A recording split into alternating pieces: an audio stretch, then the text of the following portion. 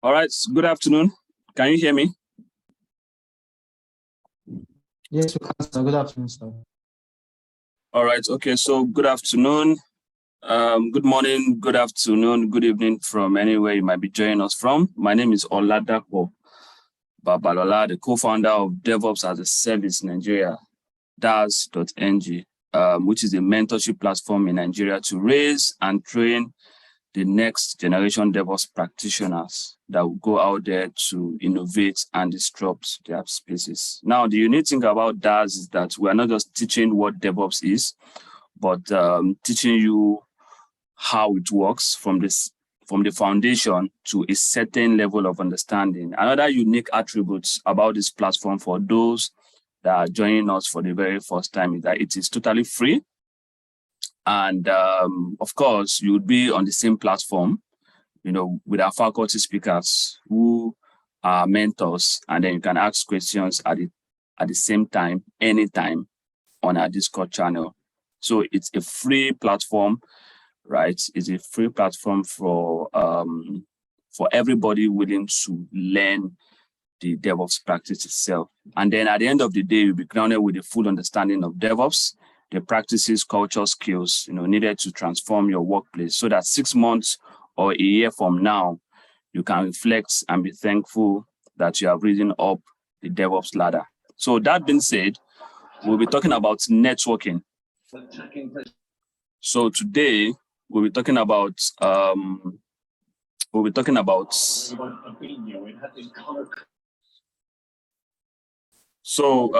today, please kindly mute. As you are joining, please kindly mute. All right, thank you. So, okay.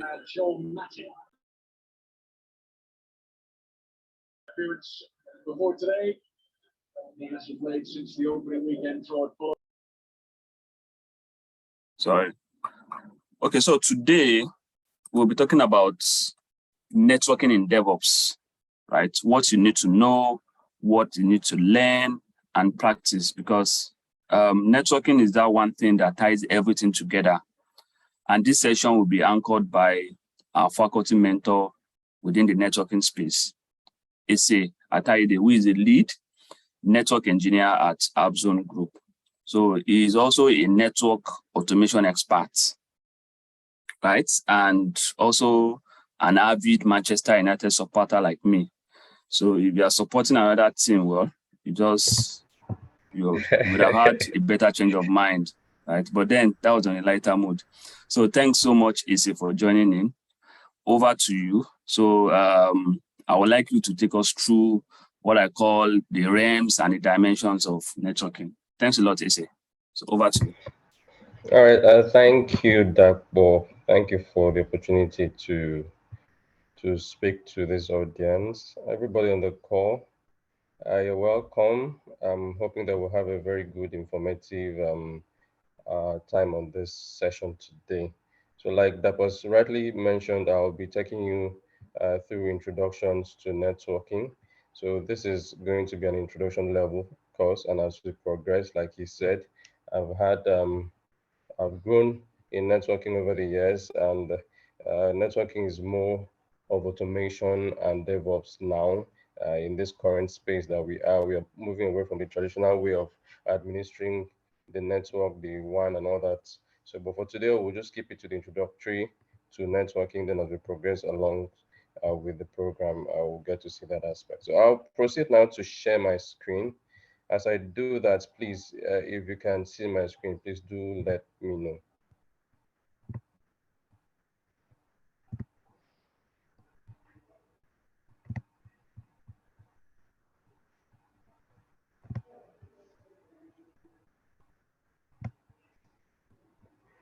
Can you see my screen?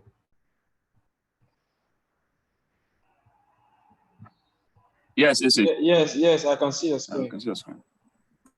Okay, so let's just get straight into it. So introduction to networking. This the list of the topics I would be discussing here. And feel free to write down your questions as I go through each of these subtopics so we could address them at the end of the session. That way we can have a session that flows. And also, I'll also interject myself at appropriate time so that I could field your questions. Is that okay?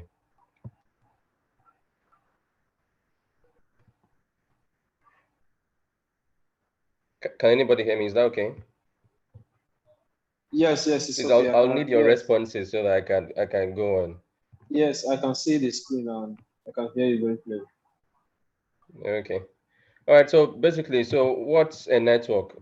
So a network is just an interconnection of a group of devices that need to communicate together or share a common resources. So there are a lot of definitions out there, but one thing is common, that these isolated devices, which would have rather been on their own, want to share some sort of resources. They want to communicate with one another.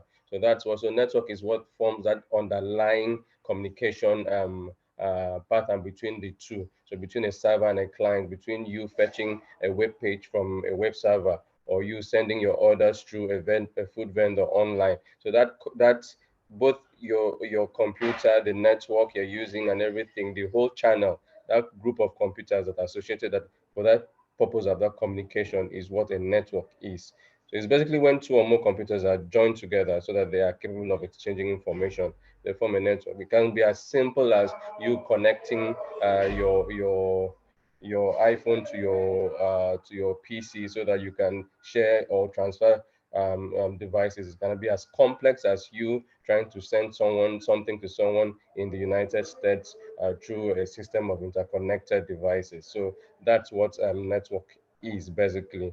That interrelated connection. So these are the need. Why do we need to have networking? Because we want to share resources, and also for reliability's sake. So you have a file and you want to have that file kept redundant in a lot of systems, so that in case you lose one of the file in one system, your other files in the other systems are there. And you can see this technology being used in blockchain networks, where you have that reliability, where a particular node has the same information as the other node, but they are linked through networking. So they're able to synchronize themselves, and if anything changes in that file or changes, you know that there have been changes made. So that's also one of the need for networking. Fast communication as well, and also reduce costs. You know, when there's a sharing of resources, there's reduced costs. For instance, today, like the cloud adoption that we have is an example of reduced costs. We're able to go on and share resources which are made available to us through networking. And without networking to those cloud vendors, the likes of AWS, Azure, and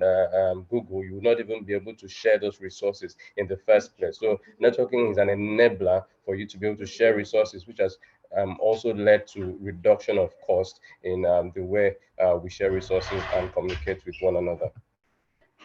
So components of a network. So I'll just run through this.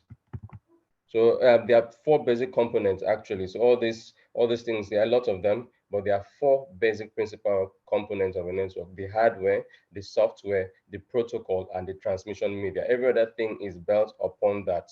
So it's either you have the hardware, the bridges, the switches, the routers, the access points, the software that they are using, the OS, the application software you are using to communicate, the transmission media. Is it the Ethernet? Is it the fiber?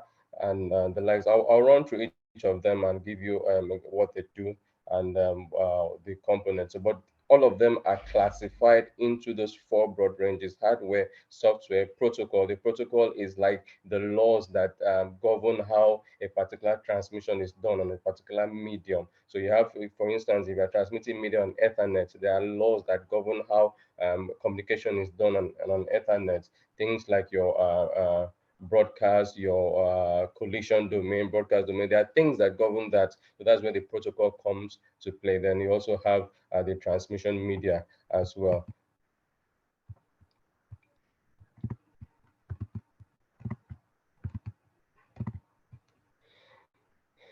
Are you guys still following? Are you on the call? So basically, let me just move forward.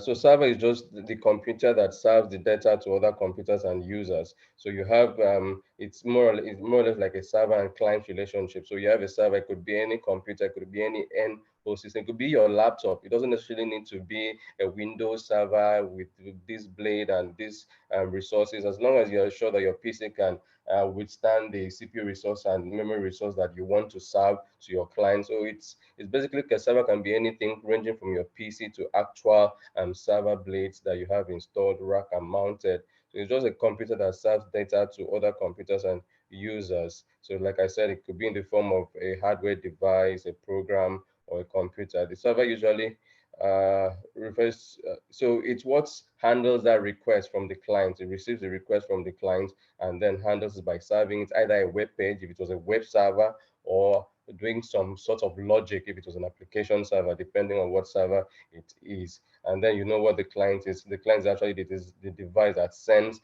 that request and receives the response from the server. Now for transmission media is the medium through which the data is transferred from one device to another in a network. And for transmission media, we have, like I said, we have cables, we have fiber, and we have wireless. Now for cables, there are types of cables that we use in communication, in networking. So we have the unshielded twisted pair, we have the shielded twisted pair, we have the coaxial cable, we have the fiber optic cable. Now the unshielded twisted pair, let me not just bother with that. So where you have your Cat5 cables, your Cat6 cables, those ones you normally see when people are running cables from one device to the other. So those are your either unshielded or shielded. But most times we are using shielded now because shielded is much more better in terms of attenuation and reducing loss as the cable length goes. Now for cables, you can't use cables that are longer than 100 meters. So like I said, those are the protocols that govern how you use a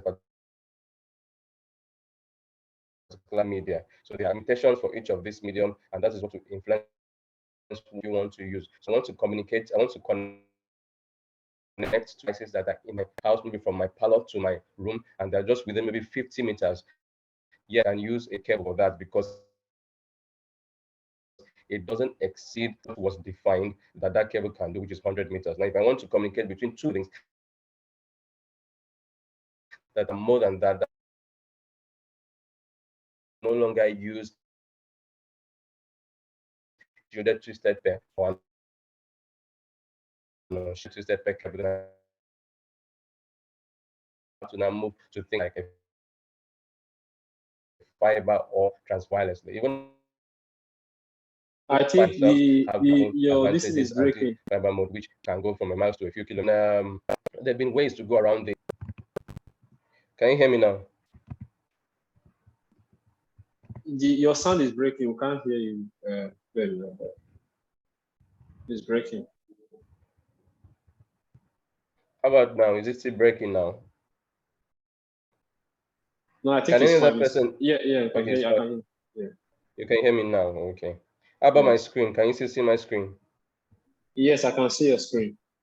Okay, all right. So I was running through the cable type. So I said we had the unshielded twisted pair or the shielded twisted pair cable. We had the fiber cable. Now, like I said, cables can go only a maximum of 100 meters. So that means once you exceed that 100 meters, you begin to face attenuation and loss of data. So that means for distances that are above that, you want to use other mediums like your fiber optic or your wireless cables.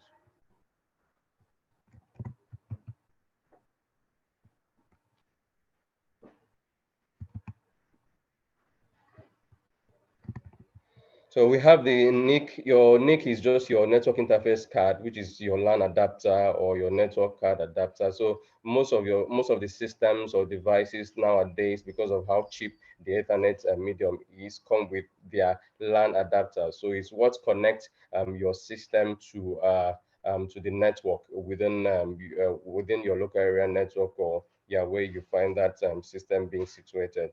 That's what the NIC is. Then we also have the hub as a component of the network. Now, the hub, the bridges, those two have been phased out for better and more robust devices now, which are the switches and the routers. But they also deserve a worthy mention in today's network because that's where it started. So hub is it's just a transparent device that broadcasts your network to every other PC on that particular network. So whether you want the data or you don't want the data, hub is going to send it to you, and then if you don't have a need for the data, you're going to drop the data. Then the person that the data was meant for will then process the data and either respond back or do whatever the data required of it. But those, like I said, have been phased out now for switches and for routers, because now switches is better. In hubs, you were not able to learn MAC address, you were not able to have there was no intelligence built into how data was being transferred. So, and it was a bit redundant. There was a large broadcast domain, and it wasn't efficient because you'd be receiving data that wasn't yours, thereby using the bandwidth in an inefficient mode. But for switches now, you only get data that belongs to you because of your MAC address, which is attached on the LAN segment, except it's a broadcast. And then you have your routers. Routers are what is used in the network to transmit packets from one network to another network. Now we'll come into IP addressing later on in this session, so that you know what differentiates between a network and another network. Now, if you want to transfer data within the same network, all you need is a switch. So you just connect the different devices to the switch. The switch will learn the MAC addresses of the different devices. So once it receives a frame, once it receives that frame from the sending host, it's going to look at, okay, which destination MAC address do you want to go to? And then from its app table, that is its CAM table, where it stores the addresses and the ports where it learns that MAC address, it's able to tell, okay, for this MAC address A.A.B, I learned it through port 2. So that means if you are going to A.A.B, I'm going to send that traffic through port 2, and the receiver will be there for you to receive it. But if you are routing between networks, there's different networks entirely, then you need a router, because the only router that can do packet switching from one network to another. Then we now have your access points. Access points are actually your wireless devices that helps you to be able to connect to the wireless network. Uh, and we see most of this in the offices, in airports, in lounges, and places like that. And we have repeaters. Repeaters are just basically to take a signal that is fading and then to kind of modulate that signal by increasing it and extending the length. So I think access points have a limitation on how far they can go, depending on if you're using the 2.4 gigahertz or the 5 gigahertz. So repeaters help you to be able to extend that signal further down and cover the area you want to cover. So that's just some basic components that we have in the network. The main ones are the switches and the routers in today's network. Every other thing is, yes, is fine and good. You need to know about them, the transmission media, which is the cabling. What are the connectors that the cable use for cables? For STP cables, they use the RJ45, and there are also all sort of protocols to determine how you crimp those RJ45 connectors, either in a crossover or a straight through. So it's something you would want to look up and see if later on in the session. Then for fiber cables, you have your LC, and that is your LC or SC, your SC connector. So depending on that, I don't want to go deep down, because that on its own is a domain on its own, and you've got experts on that level as well. So I'll just move forward to types of networks.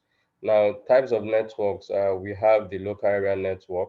Now, local area network is a connection of your local computers together. So these are the kind of networks you find in your offices, in your schools, in colleges, in business, in organizations. And why do we need that? Just to share resources. So we want to be able to go into the database for our office to check maybe our pay slip, or check some information that we use on a daily to be able to administer our work. So we're able to do that when we connect to our PC in the office, which is connected to the local area network, and also gives us access to maybe the office printer and things like that. So that's what the local area network is. And it could be wired, it could be wireless, depending on which suits or which has a better distribution.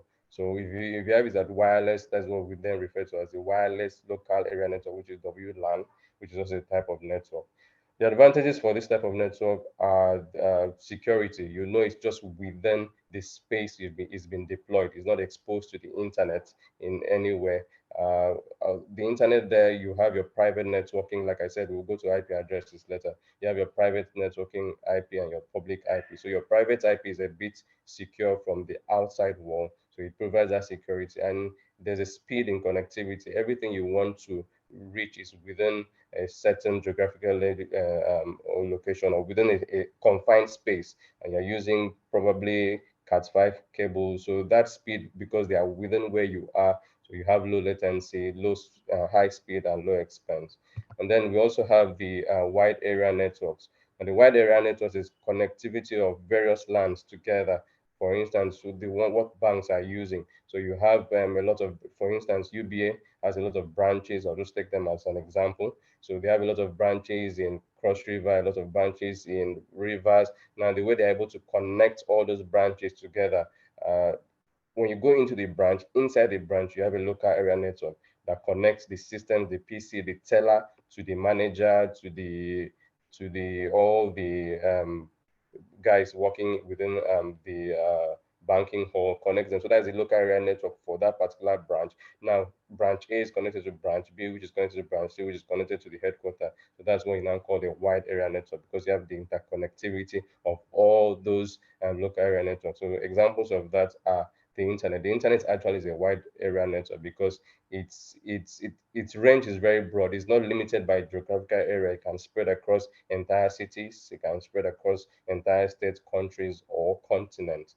So that's what the wide area network is. Then you also have your metropolitan area network, and this is a metro. For short, it's called a metro. So when you have, for instance, let's say a campus, you have a university that has hostels, has library, and you know how most universities are. They are a bit wide, but they are still within the same city. But it's wide. You can have hostel that is like several kilometers away. You need to connect via wireless. Another is about uh, 10 kilometers. You need to connect via fiber. So connection of all those individual components that make up that campus is an example of a metropolitan area network. In today's lingua, it is actually called a campus area network. So it's almost the same thing. They can almost exchange. And also, you also have, for instance, if a bank like UBA want to keep their connectivity just to a particular metropolitan area, let's say, okay, we just want only we let's say we have a local bank that just opens up and its services is just only in, say, Ilorin. It doesn't go out of Ilorin. So whatever is connecting, the branches is connecting within that Ilorin is a metropolitan area network. And then we have your personal area network. I just added these to show you that networking goes above that complex that we see, it's the cloud, the Google, and all that. You merely connecting your printer, your phone, your headset, and everything forms your personal area network. And for what they mentioned is a storage area network, where you have a system of databases and storage devices on the network for all your resources to use. This is used when you want to scale, or you don't want to buy additional servers and additional space. So servers, wherever they are, can connect through the network and access the storage devices that they use in storing the information or databases that they want to work on. All right, so I'll just move on to network topology. So network topology is how are they then interconnected? What is the pattern with which these end devices, these nodes are connected one to another? Now, at the end of this, we're going to actually have a hands-on. So I'll actually take you to my workspace, and then we'll try to do some of these things together. Okay, so for the topologies, so the first one here is the bus topology. It's just a linear bus topology where every node is connected to that line or bus. Now, the disadvantage of this kind of topology is if you have any break in that line, it means there'll be no communication within that linear bus technology. So most what people do now is a combination of this and other network types to give it more resilience to that. So we have the bus topology, like you see in the diagram here. We have the star topology. Now, each node in a star is connected to a central hub or a concentrator. This is what you have for, this is like a hub and spoke network.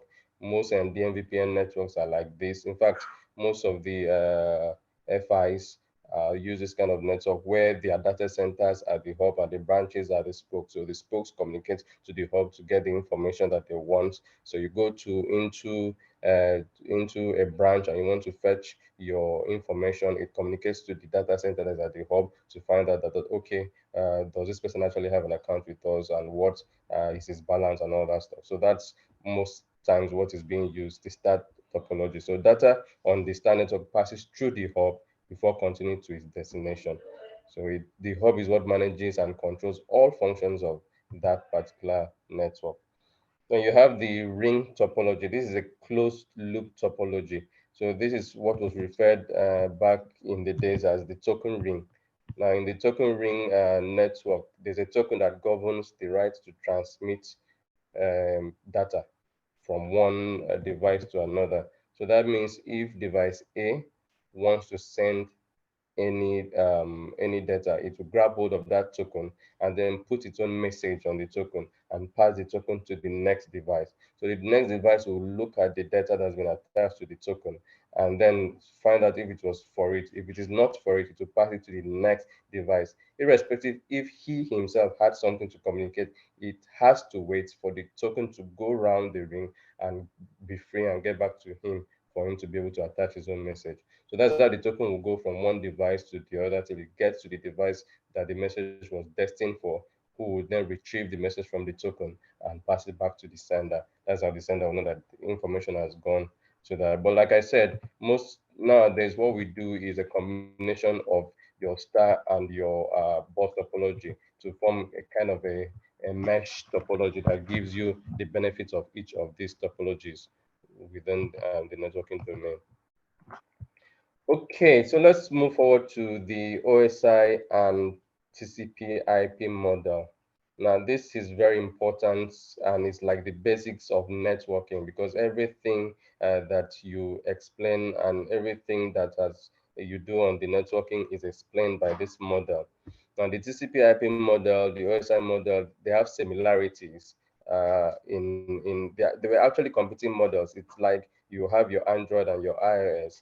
All of them are building OSs for phones. So they are doing the same thing, but they have different, they are competing models, like I said. So it's just a standardized reference framework, which we are using to conceptualize, that's to understand how data communicate from one endpost to another, from one network to another. That's what the TCP IP model is, a standardized reference framework for concentralizing data communications between networks. And it also helps because it standardized equipment manufacture across those levels. And that's why you are seeing in today's network, there's a lot of interoperability between one device and another. Because in a particular layer, we'll see the layers as we move forward. In a particular layer, it's been standardized. Okay, if you're for instance, if we talk on the Ethernet layer, on the cabling layer, that's the very first physical layer. So if you are doing cables, if you are making cables, any cable manufacturer have to adhere to that standard so that his cable, whether it's plugged to a Cisco device, whether it's plugged to an Huawei device, whether it's plugged to a Fortinet device, would always operate. So that's what that model also helps to do. It helps to standardize equipment manufacture across the different layers. So another name for the TCP/IP model is actually the internet model. Is what we use on the internet today. It's also referred to as the DoD, which is the Department of Defense model. It was actually created by the United States Department of Defense. I can't remember the year now, but it's widely adopted. Is what is used in the TCP/IP model, and it has brought a lot of protocols and things that we use today, like IP addressing came from the TCP/IP. OSI on its own, what we use in OSI now is basically the model. We will just use the model, but we don't use its addressing. OSI had its own address that was meant to compete with IP addresses, but it was a bit too complex for people to adopt. So most equipment manufacturers went with the TCP IP model because IP addressing was a bit easier to adopt and things like that. So for now, OSI is just a reference model. We don't actually use most of its addressing and most of its protocol. Most of the protocols we use are the TCP/IP protocol suites and addressing. So before we move forward, I just want to give an idea what encapsulation and decapsulation is, because I'm going to be talking a lot about that as we go through the layers in the OSI model. So encapsulation just means when you are passing data from the upper layer to the layer below it. Now, when you send data from your system is an application layer, is a higher level. So you want that data you've sent to be encapsulated till it is burnt on the wire, which is the cable that is connecting to the network. So it will go through all that process to the physical layer. So that's encapsulation, taking your raw data and encoding it so that it's acceptable by the lower layer till it gets to your end host. Then decapsulation is also taking what has been encapsulated and removing those layers till you get your raw data back. So that's what encapsulation and decapsulation means. So this is the two models side by side. Like I said, they have some similarities. The OSI model has a physical data link, network, transport, session, presentation, and application. So those are the 7 OSI layers.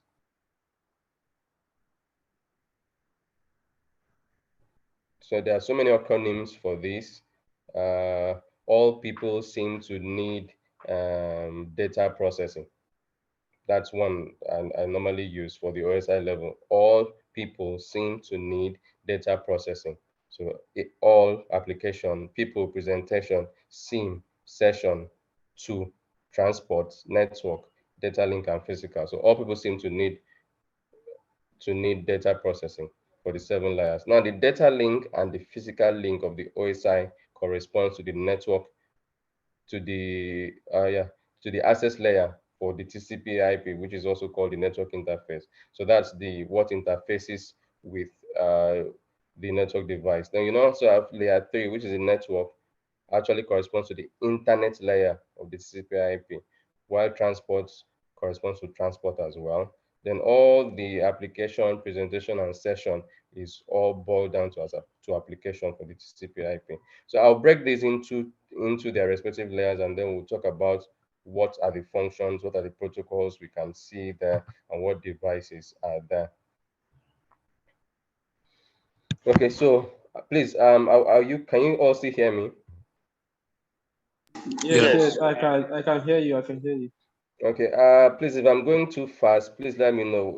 The reason why I'm going fast is because I believe some of these concepts is concepts that we've been familiar with a bit. So just throwing more light. And also, I want us to get to the hands-on in time so that we can do a couple of hands-on sessions before our time gets us. But if I'm too fast, please call my attention at any time, please.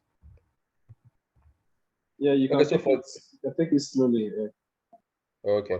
All right. So the OSI layer, like I said, has 7 layers, which is the application layer, the presentation layer, session layer, transport layer, network layer, data link layer, and physical layer. And each of these layers have their functions and have the laws governing how communication is done within the layer and with the layer directly underneath or above it. So we'll start with the application layer. So when you go into your web browser and you put in a particular URL, so that's actually the application layer that you're interacting with, because whatever you're using, being it your Chrome or your web browser, is an application which gives you that API, that interface, helps you to be able to send whatever data you want to send. So you want to ask Google for a particular web page. So application layer presents that interaction between you and the computer layer. So that's why you see that from human computer interaction layer is actually the application layer, where applications can access the network services. So you go into your browser. I'm just using a web browser because it's something we can easily relate to. So you go into your web browser and you type in a particular URL. So that application layer that presents to use a UI is called the application layer. Then presentation layer is what is working beneath the scene to make sure that that data you're putting is in a usable format. And also this is where encryption occurs. So this is where you have your things like, okay, what am I doing now? Is it HTTP? Is it HTTPS? Is it an SSL? That's where you now present that data in a structured format so that the other receiving party can know, okay, when I receive this traffic from that's on the receiving host can answer, okay, this traffic, this data is meant for his mail service, this data is meant for his browser, this data is meant to synchronize his time, this data is meant to. So that's where you present those data according to their formats. So it's actually where data is being formatted. Then the session layer is what maintains the connection and is responsible for controlling the sessions between the two end hosts. So when you start to communicate, when you begin to fetch that web page, there's a session between you, the client, and the server that is hosting the web server that is serving your request. So the session layer is what keeps that session separate. Because for instance, you can have in a particular application, for instance, your Chrome, you can have several tabs open. Now, how does the information getting back to you know that, okay, the tab for news for today, I should send it to you to this tab, and the music you requested, I should send it to this tab.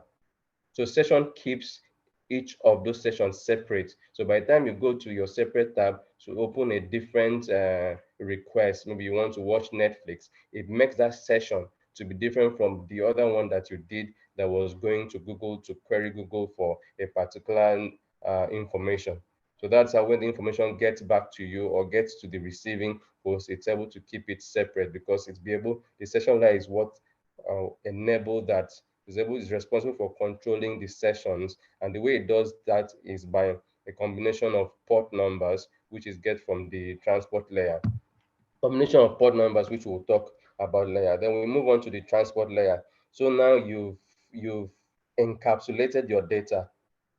You've taken your data, that mere question that you asked, who is the president of Liberia?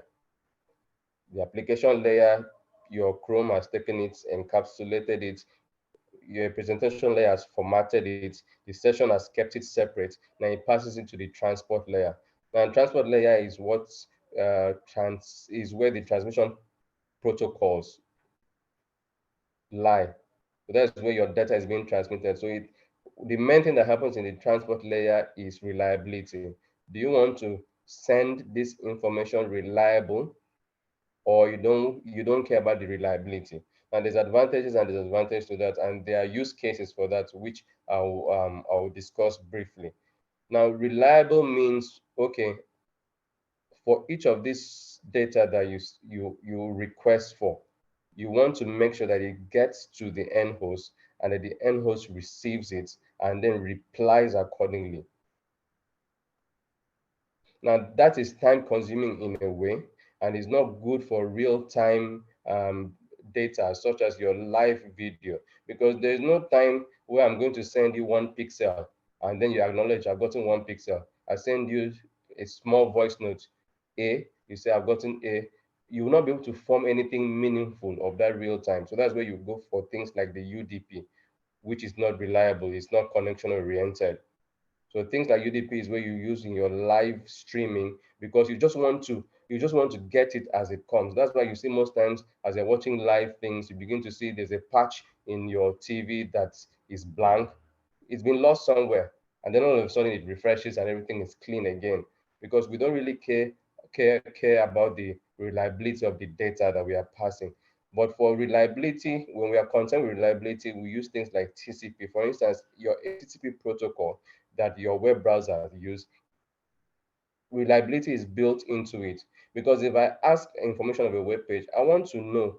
I don't want to just sit down there forever. I don't know if what I asked went or it didn't go, or if I got the information back. I want to know that, okay, me asking is either it returns that whatever you queried for, it could not find it, or this is what you're looking for.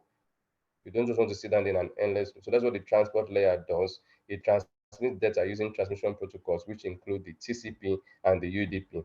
TCP is reliable, UDP is not reliable. Now there's a section here that will talk on TCP and UDP more in depth for us to understand that.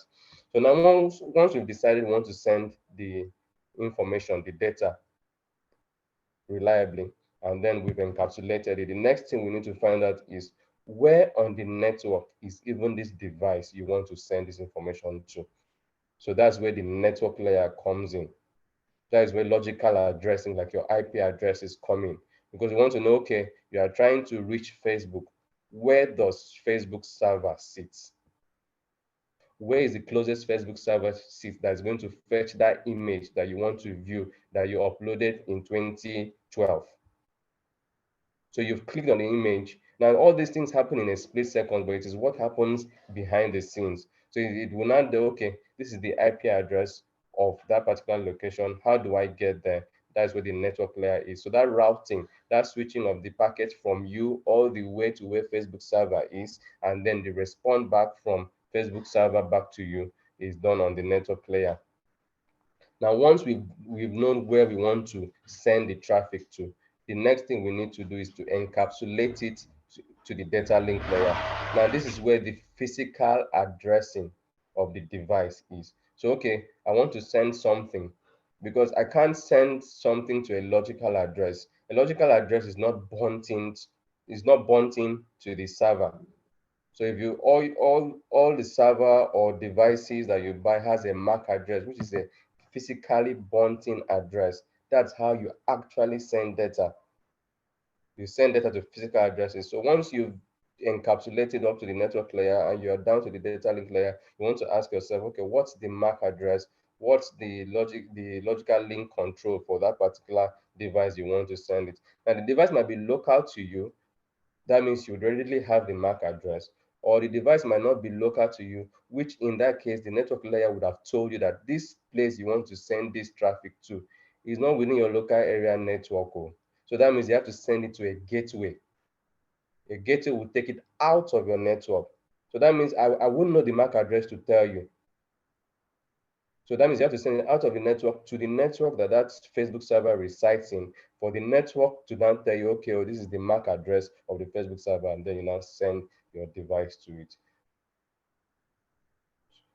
But if it was on the same local area network for ease of explanation, then you would know the hardware, the MAC address that belongs to the particular hardware you are sending the device to, which is what you now encapsulate it.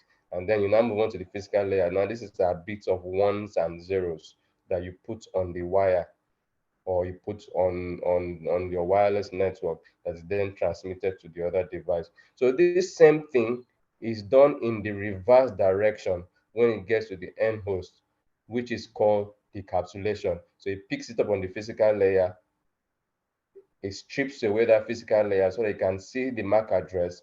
It looks into the MAC address. Is it destined to me? Then it then moves it up all the way to your application layer for you to now get the response or the data you had asked it. But all this thing happens in a split second, from application to physical, from physical back to application, in split seconds over the network. So as a network engineer, we are mostly concerned with the transport layer and the network layer. So from layer 1 to 4, that's where a network engineer is mostly concerned about, because whatever the programmers have done with the applications and wherever their client is that they are using the application, we want to make sure that we're able to route their request from the end user to where the application server or the web server is sitting. So layer 1 to layer 4 are the main domain of a network engineer, especially layer 3, where you have your IP addressing, your routers, your switches, and the likes. So it's almost the same thing with the TCP/IP model. It's the same thing. The network layer, that's layer 1, is where your physical standards are, physical addressing, your MAC address. The layer 2 now, which corresponded, let me just go back so you can see that. The layer 2, which corresponded with the network layer, is where your logical addressing lies, your routing and things like that. While transport is where your end-to-end connection management, your error control, is it TCP, is it reliable, is it not reliable, and things like that. And your application layer, of course, is where you have your application management, which supplies the network services to the apps that they're currently using. So example of some protocols you can see in each of those layers are your transport layer is TCP or UDP. Those are the two main protocols you can find in the transport layer. In your internet layer, you can either be an IPv4, IPv6, or some routing protocols like OSPF, RIP, BGP, or reachability protocols like ICMP and the likes.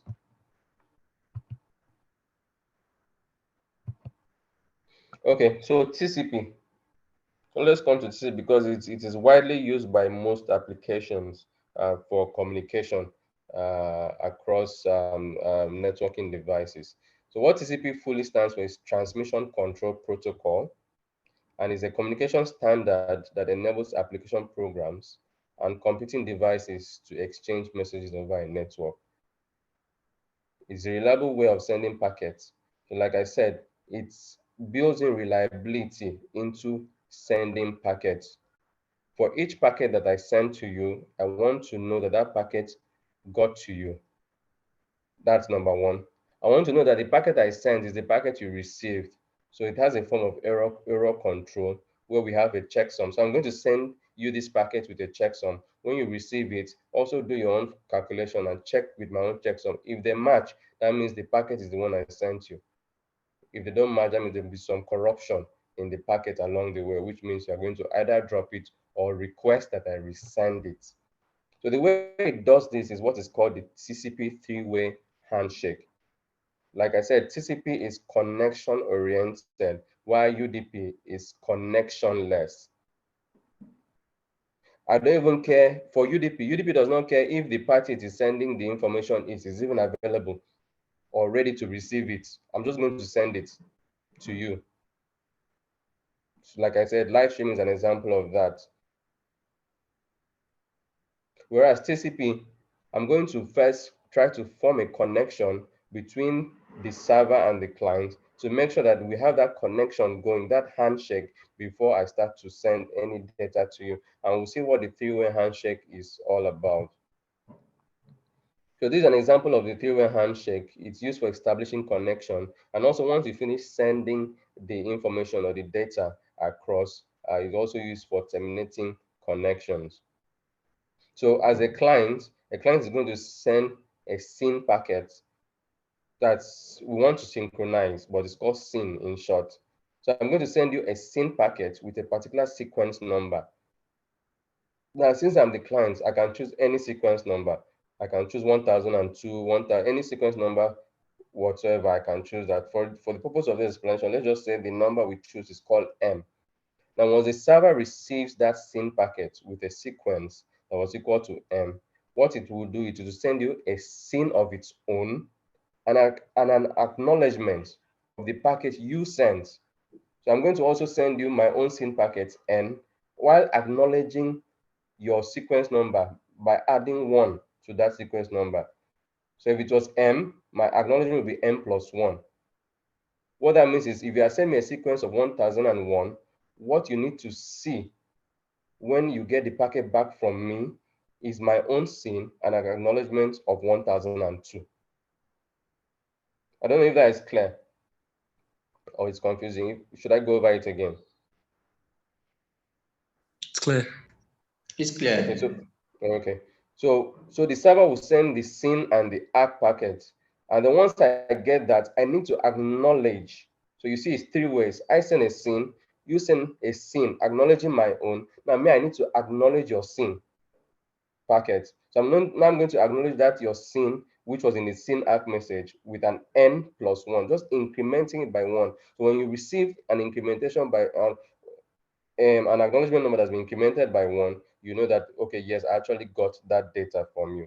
Now, if something happens, now there's what they call, so as you send data from the application layer to the transport layer and down the wire, and your data is being encapsulated. As it's encapsulated, there are terms, so your data moves from being a data to a packet. Now, a collection of packets is what we call segments. So TCP sends data in segments. Now, because the web page you've requested for is large and is a certain kilobyte, it means what I'm going to do is I'm going to chop that data into small segments and send it over to the receiving host. So when I send a particular segment, so I could send, so if I have, say, let's say 1 to 6,000 lines of, yeah, let me put it lines, 1 to 6,000 lines of data I want to send to you. And now, because the way TCP is reliable, I don't want to send you the whole 6,000 and then you come back to me and say you didn't receive anything. So what I'm going to do is I'm going to take that 6,000 lines and break it down into small lines. So I'll test you. I'll send you 20 lines. If you acknowledge and say send line 21, that's what the acknowledgement means. It means you've gotten the whole 20. But if you acknowledge and say send line 16, that means you've gotten only 15. So that means I need to now reduce my window. Instead of sending you 20 lines, that means what you can receive is 15. So that means I'm now going to send you from 16 to 30. Now I'll keep sending you that. When I see that you're acknowledging consequently, you're acknowledging those 15 things I'm sending by requesting for the upper one, that means I, the sender, being the client, I'll then think to myself, if this guy can receive this 15 and he has not dropped any packet for the past, say, 1 minute, 2 minutes, that means I should try and increase that window. So I'm going to try again and try and send you 20 packets. I can send you that 20 packet and I see that you acknowledge your whole 20 packet, and I'll try to increase that till I know where your limit is. That's what is called sliding windows in TCP. So that's why when you try to send, if you've noticed this, when you want to do a file transfer from maybe a system to another system, it will first tell you 6 days and 24 hours remaining. And then all of a sudden it has turned to 6 hours. All of a sudden it's now 10 minutes.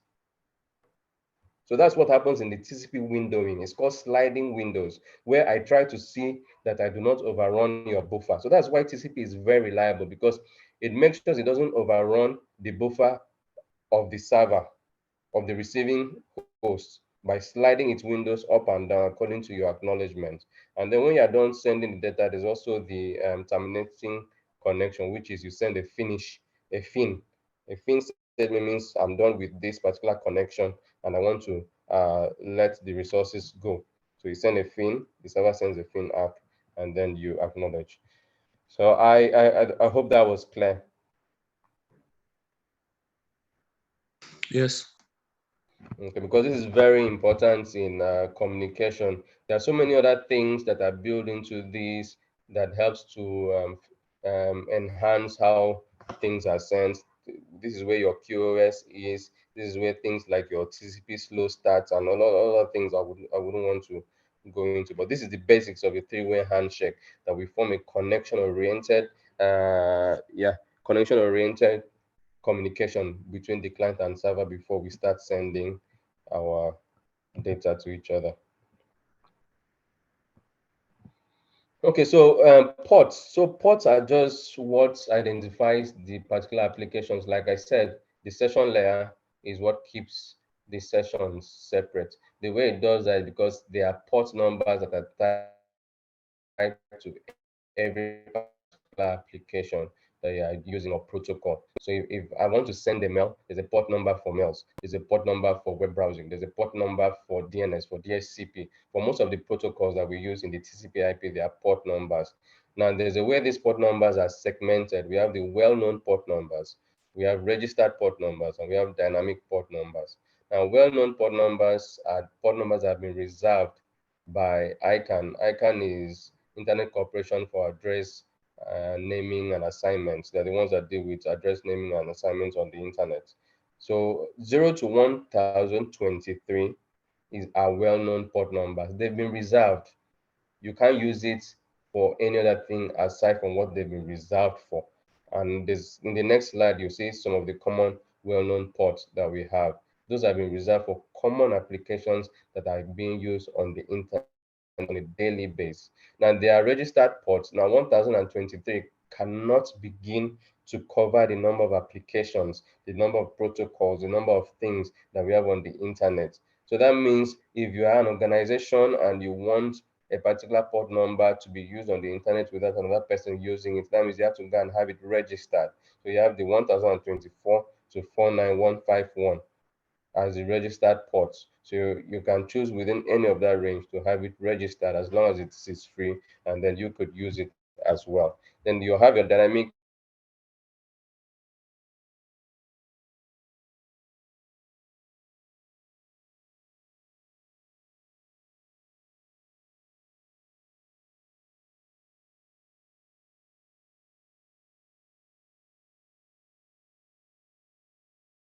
that are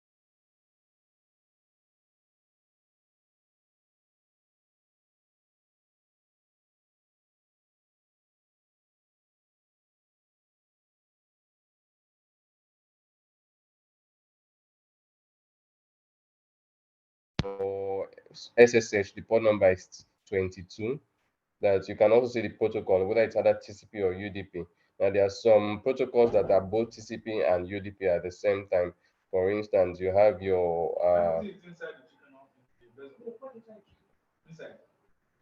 for instance, you have your IMAP, which is where's the IMAP? Yeah, IMAP is 143. So these are all well-known ports: port 22 for SSH, port 23 for Telnet. Your SMTP is port 25. Oh, sorry. Your SMTP is port 25 and other things. You can look this up and get yourself familiar with the common well-known ports. So anytime I want to configure an SMTP or I want to interact with an We can't see the screen. Okay, you Can can see the anyone screen. see his screen? Yeah, Okay, I can only see your name. Okay, I think it stopped. There was a time I heard something. Yeah, like few minutes ago. Yeah, like a few minutes ago. There was a time I heard this meeting is being recorded or something like that. Okay, so I'll just proceed to share it again. Yeah, can you Window. share your screen? I think there's a network glitch. Okay. I'm doing that PowerPoint. Okay. Okay, so I was talking on the common well-known ports. Can you see the screen now? Yeah, it's fine now. Thanks. Okay.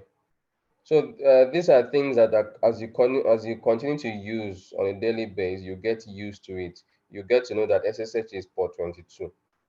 So if I'm trying to SSH, that means I need to change my port to port 22 to be able to SSH. Or if I'm building an application that needs to SSH, that means I need to reference port 22. SMTP is port 25. DNS is port 53 for both TCP and UDP. So your DNS, you can choose to make your DNS system to be reliable, or you can just choose to make it UDP, a broadcast. So there are some of these port numbers that are both use TCP and UDP, and there are also some that the UDP equivalent is a different thing entirely. For instance, port 80 in UDP is for a different service entirely, whereas 80 in TCP is for HTTP. Then 443 is HTTPS. So you can get it on the net. You can just browse it, get yourself familiar with it. So these are common, well-known ports because these are services. Like you see, these services are well-known services that we use every day. File transfer, secure shell, telnet. So we are sending message, SMTP. We are receiving messages, IMAP and POP3. We are transferring file either securely or trivial file transfer, which is the TFTP. So all these things are things that we do on a daily basis. You also have your LDAP for your lightweight directory access protocol, which is for 389. So these are well-known ports that have been reserved by the naming body for this purpose. Okay, so going to the interesting bits, here we'll have some hands-on and some examples when we come to subnetting. So IP addressing. What's an IP address? An IP address is just what identifies the node on the network. That's what identifies that node on the network. Now, we are used to names. We want to go to Facebook. We put in facebook.com.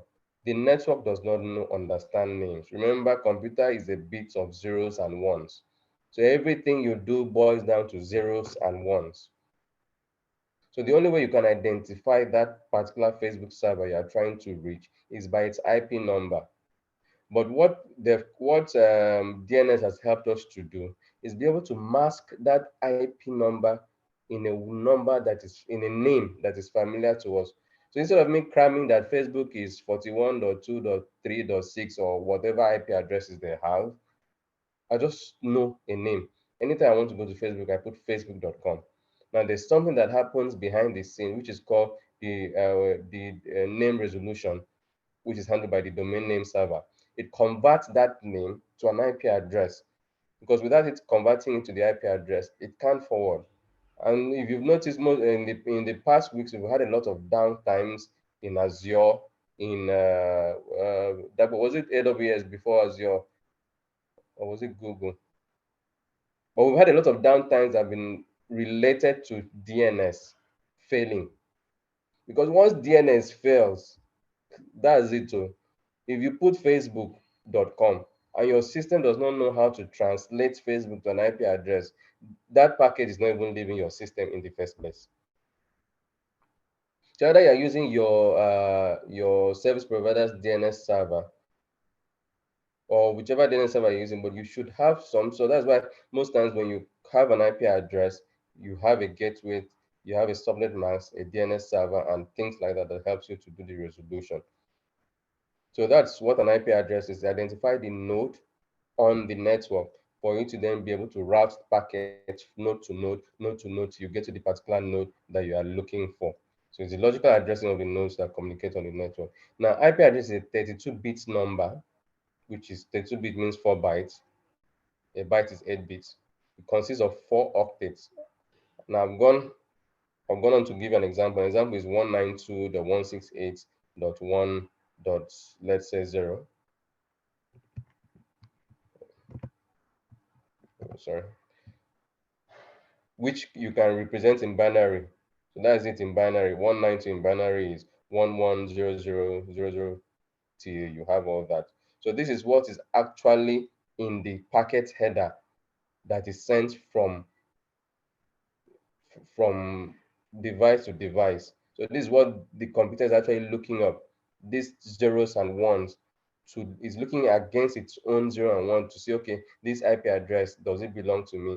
So this packet you've sent, is it mine? So if it doesn't correspond, what I need to do is send it to either my gateway that will know how to send the traffic, or I drop the traffic.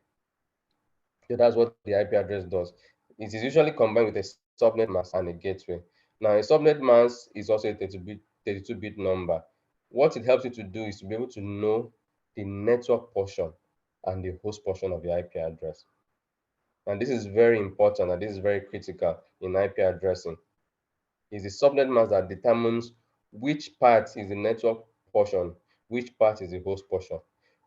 Because, like I said, communication within the same network, you don't need a router. All you need is a switch. In fact, all you need to do is to be connected together, because the MAC addresses will know each other and they will communicate with one another. For instance, 192.168.1.0 with a subnet mask of 255.255.255.0.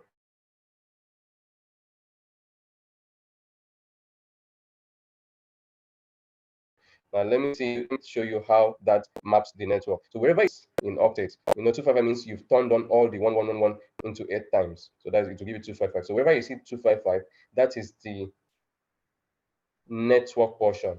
So that means the network consists of 255.192, another 255.168, another 255.1. So the network for that particular address is 192.168.1. So any other thing that is not that dot one is in a different network. So if I have a dot two, so that means if I compare these two IP addresses that I've put here, the 192 corresponds with 192. The 168 corresponds with 168, but one is dot one is dot two, but they are meant to match, because if you see that third octet, it means all bits is turned on 255. So that means as long as it's dot two, it means it's on a different network entirely, and you cannot route packets naturally to it except you have a router that has learned the route on how to then route the packet to it. I don't know if that is understood. If I need to go through that again. Yes, please go through it again. Okay, so Yes, like I please go said, through it again. okay, let me see if okay, let me see something. Let me see if I can get a white paper, so we'll just walk through it.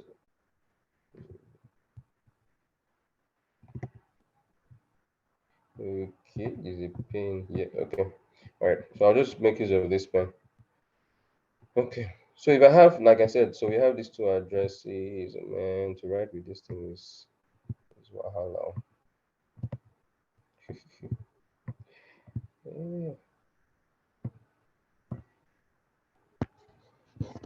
Okay, dot 1.0, 192.168.2.0. Please, can you see that what I just wrote there? Yes. Okay, so these are two IP addresses, right? Now, to know if these IP addresses are in the same network, you need to compare their subnet mask. Now, if if both of them have the same subnet mask of 255.255.255.0, the 255 section tells you the network portion. So that means 255.255.255.255.0 means is a network.network.network.host. So these network portions have to match n.n.n. If you look at these two, they don't match. One is .1, one is .2. Can you see that? Yes. That means they're in two different networks. And there's no way this will communicate with this directly. So that means for this to communicate with this, it will need a router in between, where this network is connected to this network is connected to this network. Or it might not even be that they're directly connected. There might be other routers in between, and then maybe the network is somewhere here, .2, .0. But the only way you can get to a network outside of your network is through a router that has learned the route, that knows how to get there. Now, when we come to the hands-on, we'll do this addressing on one of the routers, and we'll see how to actually turn on our routing for the network to know how to get there. But what you should understand first, how can I clean this thing? What you should understand first is, okay, Razor. What you should understand first is the subnet mask tells you the host portion and also the network. So if you have 255, so now this is for classful networks. It's a bit tricky when you come to classless, but once you understand the concept for classful, then you can then build on that. So let me use another network. So if I have 192, can I type? Can I type instead of viral?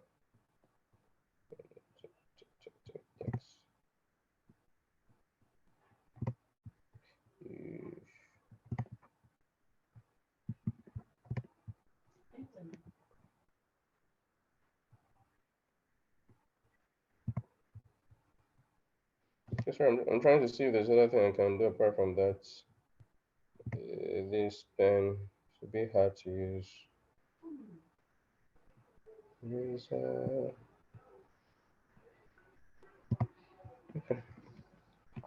Okay, so just use this. So we have 192.168.1.4 and 192.168.1.26, and they had the same subnet of 255.255.255.0. Can you tell me if these two are the same network? Yes, that was the same network. Okay, because the host portion, the network portion matches. So 192.168.1 is their network. .4 means I am the fourth host in that network. .26 means I'm the 26th host. It doesn't mean that they are addressing. You can just address. I can give two devices. I can give 1.4. I give another 1.26. It doesn't mean that I have 26 hosts. It's just whatever you choose. But that is what it means on the network.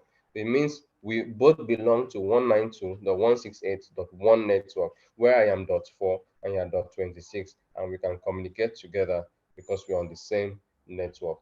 Now, if we're on a different network, like I said earlier, then we would need to use a router in between us. So for these two networks,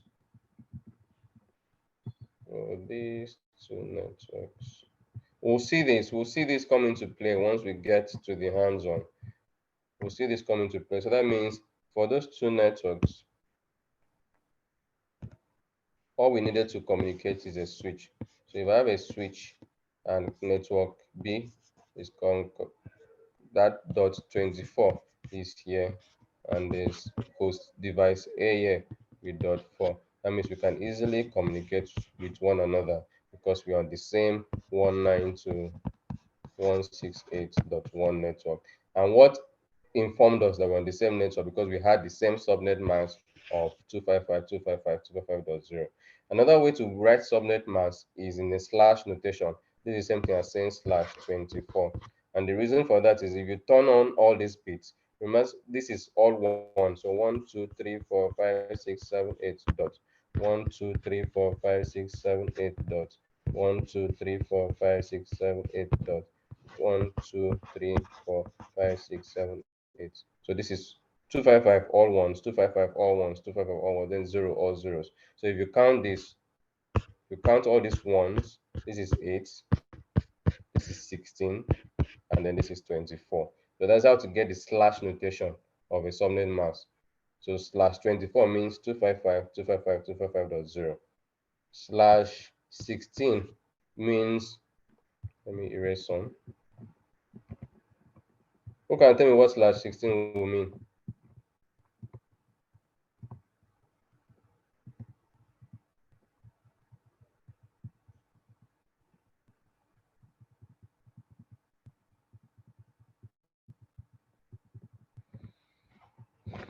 Okay, so can anybody try?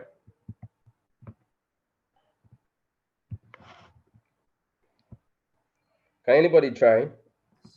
It means 16 bits are turned on as Yeah, so 192.168. yeah, that perfect. Thank you very much. So it means 16 bits are turned on. So you have the 8, and everything will be zeros here. So that's 255, 255. Now this is very important because addressing is the key thing to even having any communication happen. If you miss your addressing, it means you'll not be on the same network with whatever device you're connected to, and it means you can't get out of your network. Now, this is where most people have it wrong to even start with, and then they call you and tell you that I can't send to the printer, I can't do this, I can't do that. It's because from the very onset they've had the wrong addressing, because it's very key to addressing. Okay, just hold on. Let me get this scribble off my screen. So you'll see this in play once we go into subnetting, because subnetting is one of the things that a lot of people run away from, but it's actually pretty simple and pretty straightforward when you're trying to subnet, yeah, between your devices. So yeah, so that's it. So that's what addressing is. You tells you it logically addresses a node on a network. So you have node A, you have device B. If they want to communicate with each other, then it means that you can either use a switch or a router to connect them. Now, if they're on the same network, you just use a switch. If they're on different networks, that means you have to use a router. Let's say maybe they're on different networks to device C, you have to use a router, which is very important. Now, when you connect to a device, like I said, it's mostly combined with a subnet mask and a gateway. Now, if A, which is on 192.168.1.0/24 network, wants to communicate with C, which is on, let me just even go to a different network entirely, 172.16.5.0/24 network.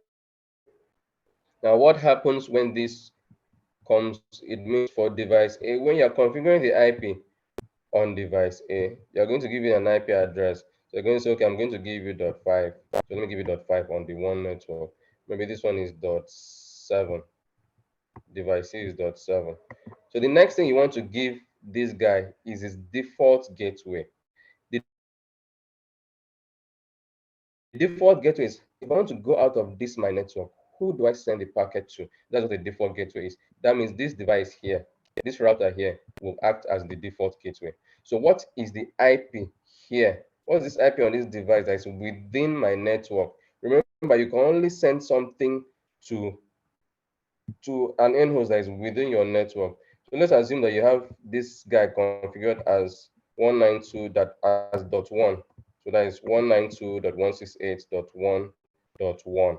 So that means this guy's default gateway that will be configured into this IP address, into this NIC card rather, his default gateway will be .1. Please forgive the scribble, so I hope you are following. I'm actually trying to use my mouse and it's a bit difficult.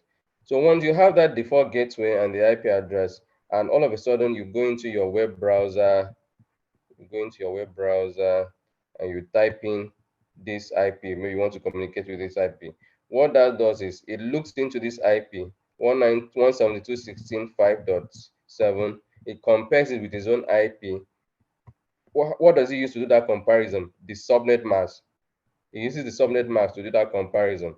So you say I am in the 192.168.1 network because I'm a /24. You are in the 172.16.5 network.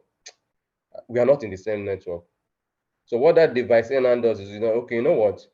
We are not in the same network. Let me check. Do I have a default place to send packets that I do not know about? And then it looks at the default gateway, and they had a default gateway of .1 configured. So it will then send the packet to .1. And the router on receiving that packet will then strip, everything has to happen. That means that packet, the IP was encapsulated to bits of ones and zeros to pass through the wire, gets to this interface. The interface will decapsulate the packet and take it to the upper level, which is the network layer, to now look at the IP address and say, okay, who is this packet destined for? It now looks, the packet is destined for 172.16.5. So it looks at the IP address of this is interface and say, is that me? It now looks and say, that's not me. Me, I'm 192.168.1.1. But you know what? I have what is called a routing table. So I have a routing table that has information of routes. Let me look at that my routing table and see if I'll see this your 172.16.5.7 network. So I look at my routing table and I say, oh, this is the guy here. I have it. And my routing table says for me to send any packet to that, I will send it through this interface called ports, maybe port 5. So that's how routing works behind the scene. It's interesting, it's intricate, and it happens at the split of a second. If anything fails along this path, it means whatever you've checked here in your web browser, you're actually going to get a 4.4 error or whatever error that has been built into the application to return when there's a failure. So, but if this link is fine and that connection is good, then I'm going to go ahead, forward the packet to device C. Device C, which is the web server, then looks at the packet and say, oh, I see, you want to get a catalog of my of what we sell in the shop. Okay, you know what? I'm going to take that packet, encapsulate it, and send it back to you. So that's how the beautiful dance happens end to end from one host to the other using IP addressing and the likes. Okay, so we'll move forward. So there are classes, several classes of IP addresses. We have class A all the way to class E. But most people are concerned between class A, class B, and class C, because these ones are more of advanced level. The class D and class E, multicast and reserved, they're actually advanced level. Now, for class A, you have it in this format network.host.host.host. Class A networks, so like I said, you have IP addresses are 4 octets x.x .x .x. So 4 octets makes up an IP address.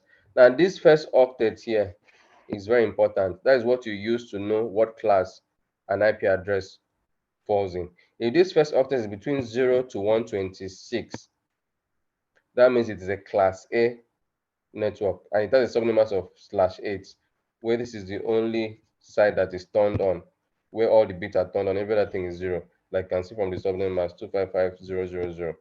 That is a class A network. So for instance of a class A network is, if I have a network that is say 14.1.2.0/8, this is a class A because between 0 to 126. Now this is when it is classful, because there are interesting things how you can take a class A network and subnet it, and it becomes a class C in a way because of its subnet mask. But we'll go into that. Let me not confuse you for now. So for class A, 0 to 126, the first octet, and class A can support up to 127 networks.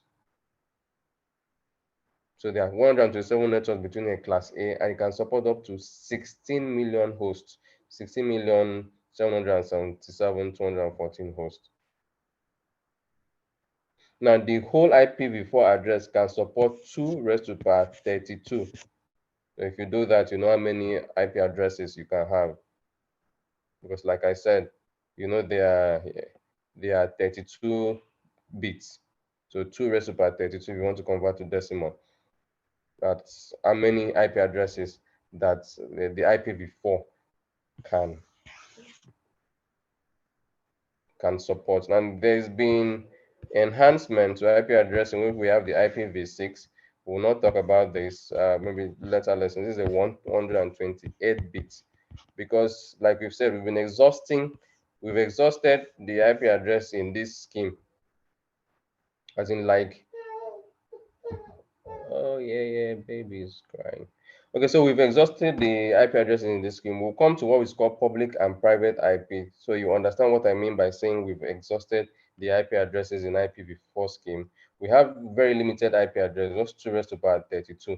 It's not that much for the number of devices. There are some people that have on their pockets alone, they have 3 phones, 4 laptops, and all those things need IP addresses. But there's a way to conserve each of them, because for anything to communicate on the network, it needs an IP address. There have been some very brilliant ways that we use to conserve the IP addresses, such as subnetting, network address translation, and things like that. I'll talk briefly on them. So back to classes. So class A has the first octet as 0 to 126. Class B has the first octet as 128 to 191. So anytime you say first octet between 128 to 191, that's a class B.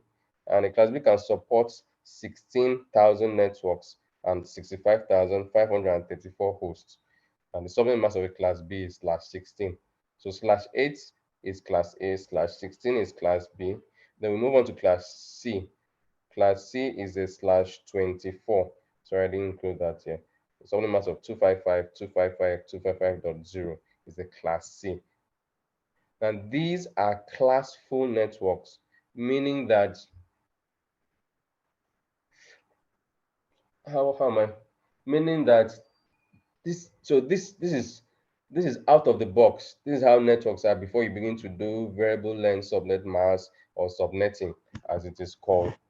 Before you start to do subnetting. Subnetting is in a bid for you to better use these IP addresses. So imagine in your network, you are just 40 people in the offices. Why are you using a class A that can support 16 million hosts? So that means you'll be wasting IP addresses. So it's not too conservative. So subnetting will now tell you, okay, you know what? Even if I want to use this class A, let me subnet it into a class C to reduce the amount of hosts and also to be able to cover my network. We'll see that when we go into subnetting.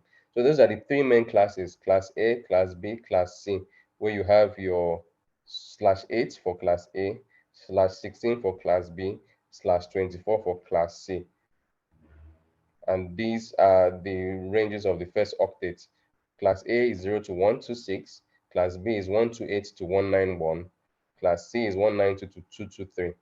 And like I said, these multicast, they are used for protocols that guide how, for most routing protocols, multicast protocols, some high advanced protocols use this. It's called multicast. Now, there's something I skipped. There are 3 types of communication. You've got broadcast, you've got multicast, and you've got anycast. Now, broadcast means one to many. Just like then when we used to have BlackBerry and we just put everybody in a okay, we even do it on WhatsApp now. Put everybody in a broadcast group. So if I just send a message, everybody receives it, whether they want it or not. So that's a broadcast. So I'm just going to send a particular traffic. Everybody receives it. And is necessary even in networking as of today. Things like app uses broadcast.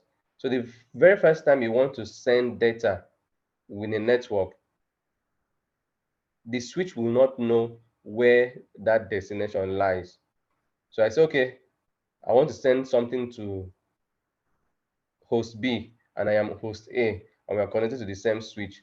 What it means is that that switch or that router is going to broadcast it It's going to, yeah, that switch is going to broadcast it to every other port within the switch, because it doesn't know where the host is, but it knows it's connected to 24 devices. So that means one of those 24 devices have to be the particular host you are talking to. So I'm going to send the message to everybody.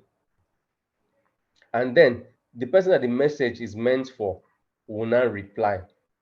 That process is called an app. It's called an address resolution protocol, where I have your IP address, your upper layer, your layer 3 address, but I don't have your physical address. Like I said, you can't send the actual data to a logical address.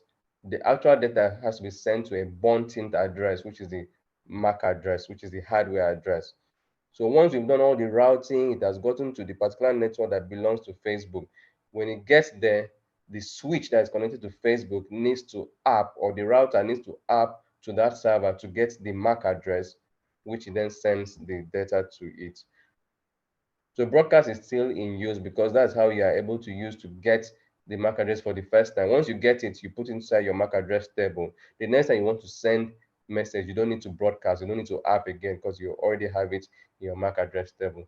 Now, MAC address table also have limitations. Then there's a number of time your MAC address table within a router or a switch will last, whereby it is flushed, so that it doesn't keep stale information. So that's what broadcast is.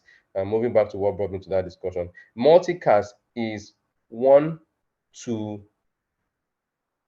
not many now, but one to a selected group. That's what multicast is. For instance, you only tune to that particular group if you want to get message from that group. For instance, your radio stations. I'm just using something that is not something for you to give you an idea. Your radio station is like multicast. You don't just on your radio and everybody's music, tune, announcements is just in one place. No, you need to specifically tune to that address for you to now get the information that is sent to that multicast address. So that's what multicast is used for. The reason why I came here because of that class D used for multicast. So things like your routing protocols that need to form neighbors between other routers, they use multicast addresses to be able to communicate. So that way they only talk to the devices that want to receive that information. Then class E is for experimental purposes, is reserved. Nobody uses it. You won't enter anybody's network and see 240. If you enter anybody's network and see someone configuring 240, then must be something wrong. So that's it about classes of address. So you use whichever class you think will address your network the most. So if I'm just an enterprise organization and I have just one office, as a network administrator, I'm just going to use a class C. It saves me the stress. It's only 254 hosts. So I can use that, subnet it. That's why most networks you walk into are 192.168. If you buy a modem, most networks are 192.168, 192.168, because it's the common, it's give you this smaller amount of hosts and the larger amount of networks that can be subnetted. But if it's a data center, you know, you have various applications. Imagine an Amazon's data center. In fact, this 16 million hosts might not be enough. So that's what will guide your principle in terms of what you use to address your network. So let's move forward. Okay, so I mentioned something about public IP address and private IP address.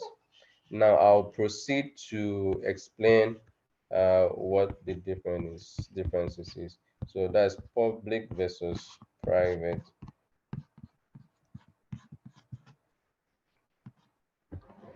Okay, so public IP addresses, these are addresses that are routable on the public internet.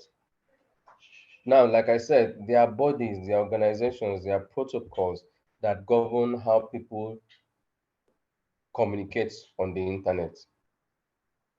And IP addressing is what identifies you on the internet. So that means there has to be some sort of organization or some sort of principle put in place so that there's no collision on the network. So I won't say that I am this IP, while you two are saying you are this IP.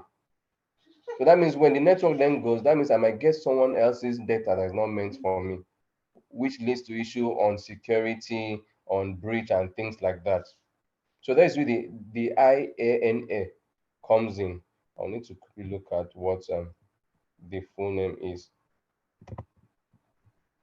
So they're the ones that issue every organization, every continent. So for Africa, we have ours, which is Afrinic. Asia has theirs. Europe has theirs. So every continent has theirs. So it's the Internet Assigned Numbers Authorities. So they are the ones that oversee the global IP address, which is in what is called the public IP. So you can't just have a public IP. If you want a public IP, you have to apply. So you go to Afrinic, you apply for a public IP. You pay the necessary maintenance money that is needed for you to. So you have to make business. Why do you need a public IP? So there has to be that justification why you need a public IP. You go through all the process and who they're just a regulatory body. You go through all the processes and then they issue your public IPs. So it's only those public IPs that are routable on the internet, because it means no two person can have the same public IP, because this body has made sure of that. So if I come as an organization, if I come as Nestle, if I come as Dangote, I want to have a public IP, or I come as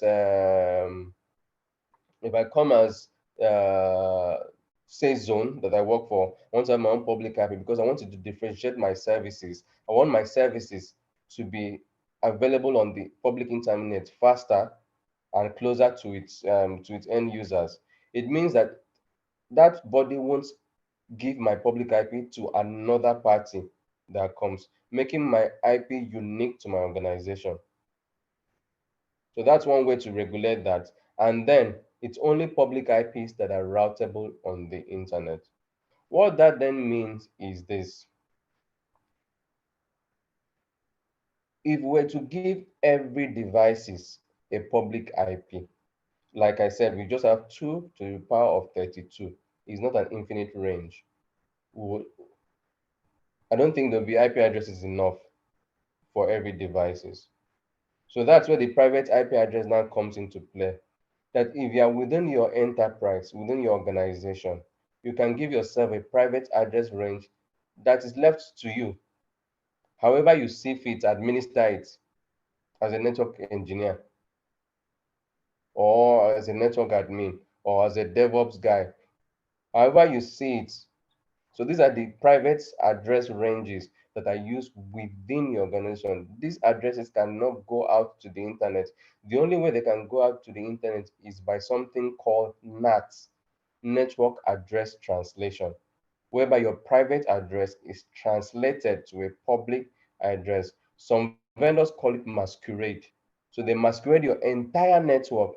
So your entire network of 70 staffs might be using just one public IP to go out to the internet through NAT. So network address translation will translate all your private IPs that are going out to the internet to that particular public IP, which is then used on the internet. That's why it's very easy that whatever you do on the internet can be traced back to either the organization you work for or the location you are. So if you're using a MiFi, for instance, I'm using MTN now, there's a particular public IP for this area that I'm staying. So anytime I want to go to the internet, all you need to just do is go to your browser and put what's my IP. Keep doing that for like 2, 3, 4, 5 days. You see it doesn't change except there's an issue or a major change within the network. That is the service provider. So that's the IP that has been mapped for us to be able to access the internet. You cannot access the internet without a public IP address. And because there's limitations in the public IP addresses, in IPv4 to be particular, that means you now have to use private IP addresses within your organization and then NAT them, masquerade them behind a public IP. So these are the ranges you can use. So remember, for private IP addresses, we had these plenty networks, 127 networks, all the way from 0 to 126. You can't use all of that. 0 to 126, you can only use the 10.0.0 to 10.255.255.255. That's the only thing you can use within your private network to address the computers or the systems you have there. For class B, this is the range from 172.16 to 172.31. For class C, from 192.168 to 192.168.255.255. So these are the private IP address ranges that you can use within your organization to enable communication between. So either it's in the same physical location, it's across the metropolitan area network, or it's even a wide area network. As long as you have no business with the internet, these are the addresses you use. For instance, the way the banks are connected, there's little or no internet used. It's called VPN. So they go to the service provider to give them a VPN network to connect their branches together. They are all using private addressing because they've done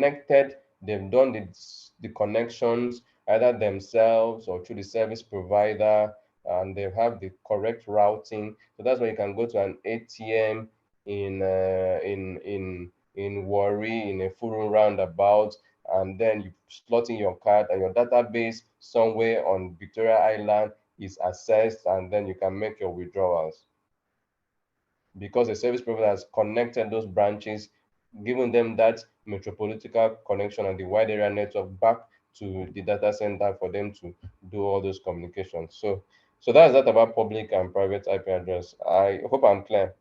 Is there any question on that, please?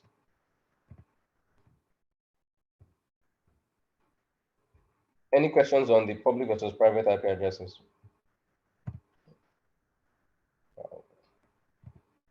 Do I still have people on the call? Yeah, easy. Yes, sir. Yeah, and I know it's a lot to take in, but is it clear? Yeah, yeah. Yeah. So what Yes. will help? Okay, yeah, good to hear. What will help you is going back and then reading up on it and practicing because it's interesting, but it forms the basics of everything. All right, so let's go to subnetting, my favorite part in IP addressing. It's the most interesting part. Let's go to subnetting. So why do we need subnetting? That's what I've written there. Like I've mentioned earlier, because you want to efficiently use the available IP space. So you don't want to waste IP addresses, and you want to have isolation. So you are in a network, you want your databases to have one IP. You want your applications to have another IP. You want your web servers to have another IP. So that traffic isolation is why you would need subnetting. So it gives you isolation, it gives you security, and another thing it gives you is broadcast. A broadcast can only go within a network. A broadcast cannot go from one network to another network. So broadcast terms are contained within a network. That's why you see some people define routers as devices that break broadcast domains. Yes, because every interface on a router is a different network. So that means one broadcast from one interface cannot even go to the other interface on the same router because it will divide that broadcast domain. Whereas a switch is one broadcast domain. If a broadcast comes on port 1, it will go out through the entire port, 24 ports to the devices. Why? Because it also needs that to function. Like I said, that's what it uses to app and get the MAC addresses for the devices that are connected. So this is why you need subnetting to have efficient use of your available space, to isolate your network traffic, which means you have some sort of improved security. So it means if you have finance department on a different network and you have engineering on a different network, engineer will not be able to look up some of the resources and tools that the finance team uses. So that's what that can also give you, in combination with some other things, though, like your VLANs and that. But basically, yes, subnetting can help you achieve that. Okay, so in subnetting, this diagram is the most important thing you need, though. In fact, it's what has helped me. There's a lot of English and a lot of confusions. Even the one I have here will confuse you, but I'm going to break it down to something simple so you can understand. Now, remember I said that an IP address is 4 octets. Each of those octets is 8 bits. So that's what you have here. 1, 2, 3, 4, 5, 6, 7, 8. And for those of you that remember how to convert binary to decimal, you just do, you first, so if you have 1, 1, okay, let me do something. If you have 0, 1, 0, 1, 0, you want to convert to decimal, you label this 0, 1. Who can remember something like this? 2, 3. Where Yeah, you I now remember. say, yeah, we now say 2 times, sorry, now say 0 times, sorry, let me erase this. Erase this. Okay. When I say 1 times 2 raised to power 3 plus 0, but you can just keep the whole zeros because you know 0 will cause 0. But you get where I'm going with this. So this was back then when we were doing the straight out conversion binary to decimals. And then, so but what this diagram will do will just give you that that conversion directly. So they've done everything. If you have just this one bit turned on, so if I have one, let me show you what this means. So you see how easy it is. So if I have 1, 0, oh God, let me serious. 2, 3, 4, 5, 6, 1, 2, 4, 4. So if I have this is eight bits of information, Abi. So that means this is equal to, that means this place is turned on. If this is turned on, that is what, 2 raised to power 7, that is 128. So this in decimal is 128. There's no even need for me to do anything. If I have 1, 0, 0, 0, 1, 0, 0, 0, I don't need to come to where it is turned on. It's turned on in 2 raised to power 7, right? And 2 raised to power 7 is 128. Where else is it turned on? If I keep going, 1, 2, 3, 4, 5, 1, 2, 3, 4, 5, it's turned on in 2 raised to power 3. So that is 128 plus 8. This is what this would be in decimal. I don't know if you get that.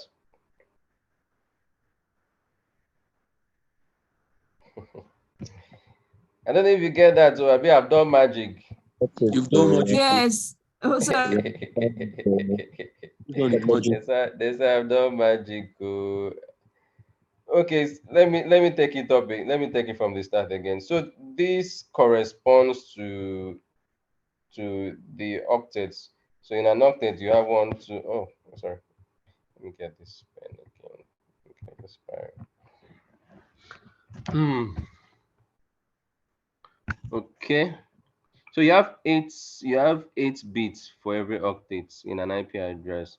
So you have 1, 2, 3, 4, 5, 6, 7, 8 dots like that into 4 octets. You get? Do you understand that? Yes. Okay, into the screen will not allow me.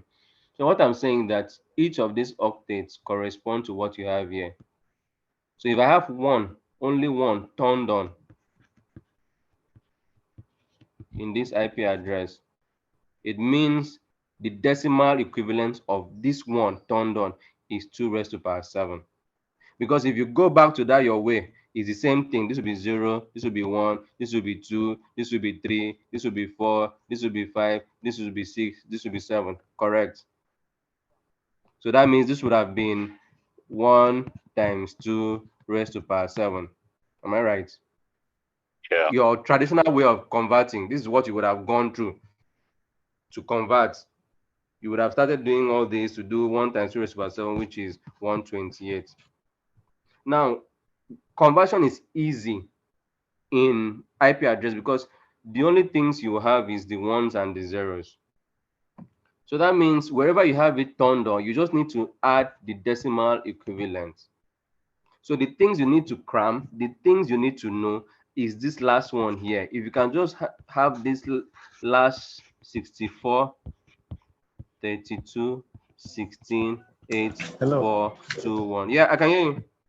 Please, sorry for cutting you short. When you say turn on, I understand 1 is on, 0 is off. But where are you Yes, talking about is turn on? Is it like turn on the IP? What do you mean by turn on?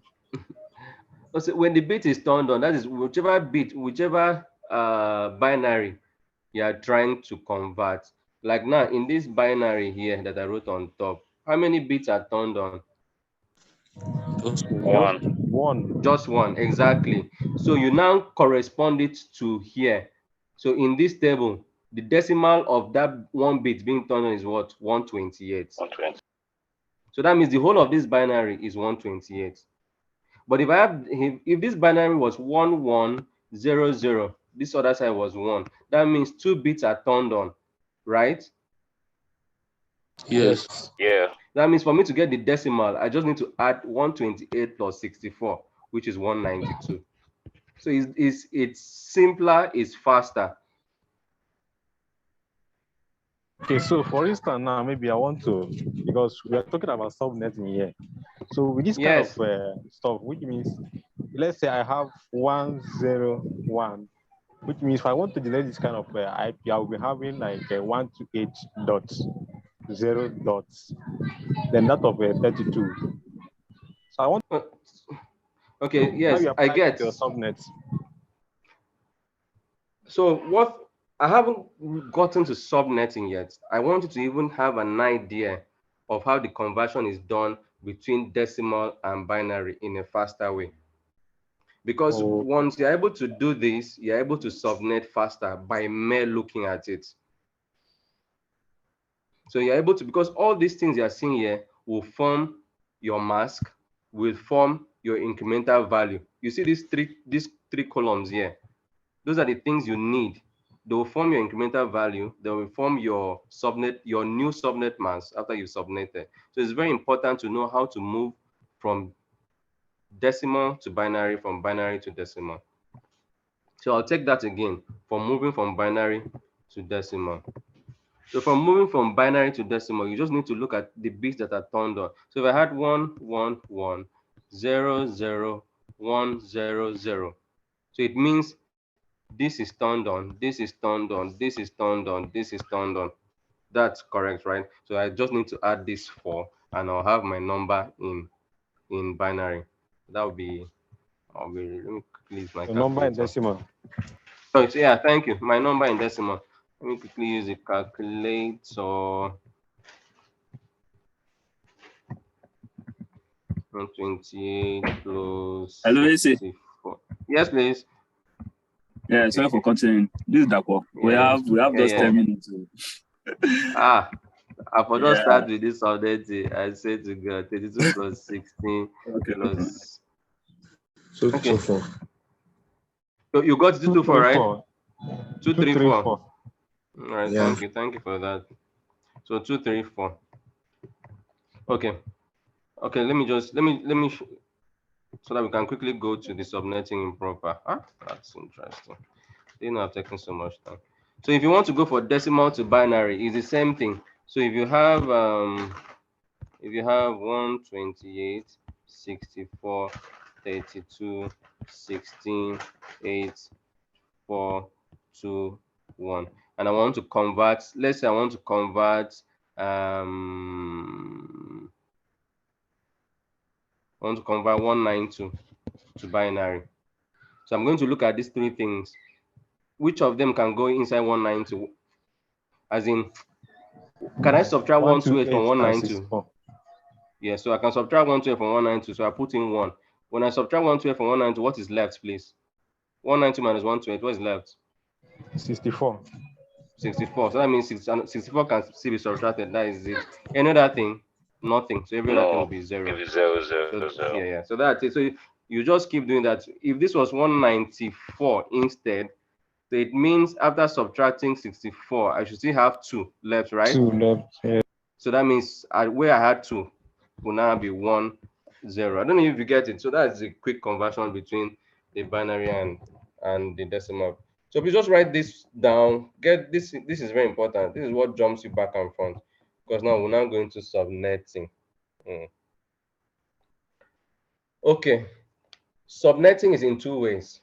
Either you want to get more networks or you want to get more hosts. Now, there's a formula I use because there will be no time for me to use these tips that I use. Let me just give you my shortcuts, because maybe when we start the next class, we'll just start with subnetting properly. So if you want to get number of networks, remember, number of ones. When you have ones, that is what? Network. Remember your subnet max. And when you have zeros, that is what? Host. Can we remember that in our subnet max? Yeah. When we had 255 were all ones. That's what your net. So what it then means is that if you are subnetted, like now, we need subnet, we need 10. We need 10 subnets. So you ask yourself, 2 raised to power n is equal to 10. What is this n that will give me 10? Or that will have 10 in it?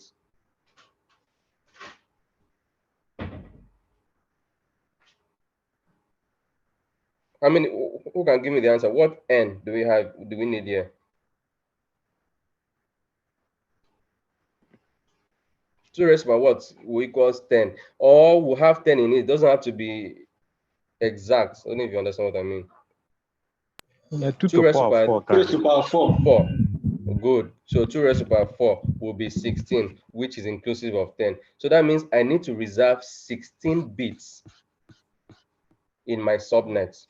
So that means if this was a /24 that they want us to subnet, so if I had an IP address of 192.168.1.0/24, and I was asked to subnet it to get 10 networks. So that means this is classful 24. So that means this bit, and .1 already forms a network. So I'm only left with this bit to play with, the last bit.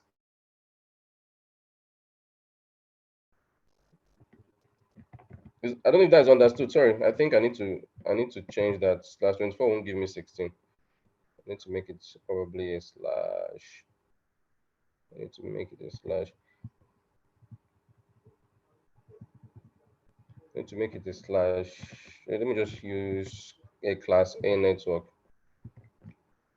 So let me say I have 10.0.0.0/8, and I want to bring out 10 subnets from here. Are we together? Yeah. Yeah. Sorry, I'm just trying to fly through it now. Now, for this, it means that my subnet mask is 255.0.0.0. Now, when you're subnetting, is the subnet mask you are trying to change. When you change the subnet mask, things will change. The incremental value, the IP address, everything will change. So that means this one is all ones. That means I need to reserve 16 zeros. So if I'm reserving 16 zeros, it means do not be 255, which is all ones, dot. I begin my reservation of zeros. 1, 2, 3, 4, 5, 6, 7, 8. 1, 2, 3, 4, 5, 6, 7, 8. That is 16. Then every other thing can be 0. That means in addition to the subnet mask that was there, I've reserved 16 more bits because I wanted to create 10 networks. So that means my new subnet mask is now 255.255.255.0.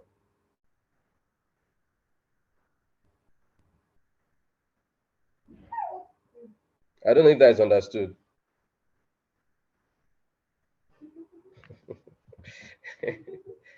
I think Dakpo, my guys are overloaded. We'll have to just take subnetting from the start in our next lecture. So that's, don't worry.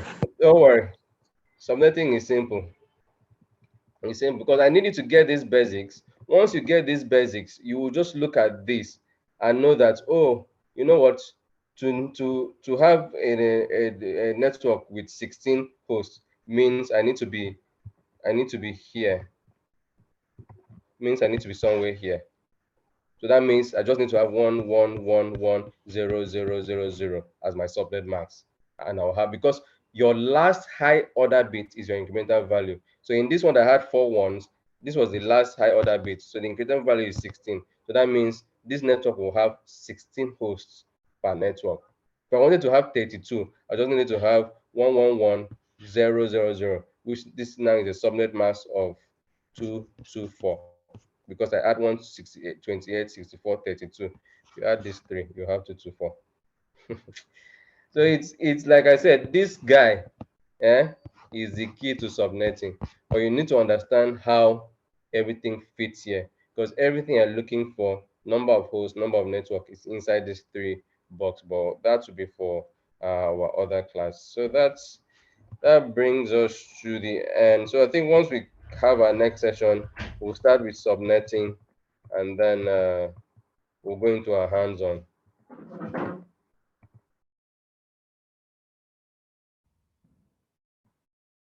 Okay, so I'll just stop sharing at this point. Yeah.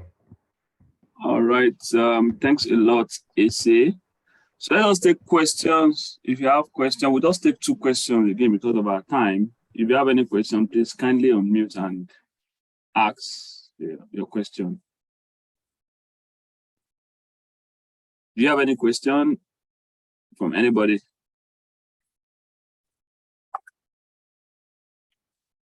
All right. So, okay, let's go ahead. Okay. Yeah, let's say for instance, how to different little IP address in different network. After using a router to establish a communication, can I set a rule that can help do that? Yeah, AC, did you get that? Yeah, I'm trying to unmute my mic. So you have you have a network in 2 different networks. Yes, you can do that.